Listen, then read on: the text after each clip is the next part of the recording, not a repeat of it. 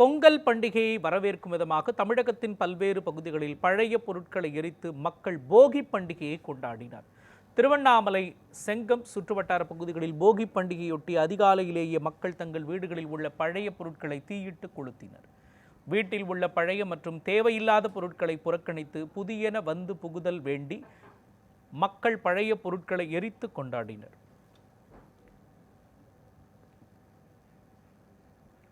விழுப்புரம் மாவட்டத்தில் போகி பண்டிகையை முன்னிட்டு பிளாஸ்டிக்கை தவிர்த்து பழைய பொருட்களை எரித்து மக்கள் போகியை கொண்டாடினர்.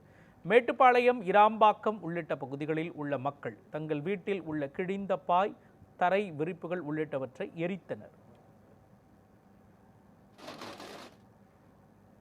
திருவள்ளூர் சுற்றுவட்டார பகுதிகளில் வீட்டில் உள்ள பழைய பொருட்கள் முதல் தேவையில்லாத பொருட்களை தீயில் போட்டு எரித்து பழையன கழிதலும் புதியன புகுதலும் என்ற போகி பண்டிகை வாசகத்துடன் பொதுமக்கள் கொண்டாடினர்.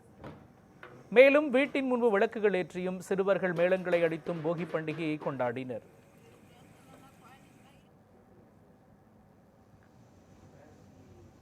கடலூரில் அதிகாலையிலேயே மக்கள் தங்கள் வீடுகளில் பழைய பொருட்களை தீயிட்டு கொளுத்தி போகி பண்டிகையை கொண்டாடினர். போகி பண்டிகையொட்டி பொதுமக்கள் அவரவர் வீட்டின் வாசல்களில் அதிகாலையில் கிழிந்த பாய், பழைய துணி உள்ளிட்ட பொருட்களை எரித்து கொண்டாடினர்.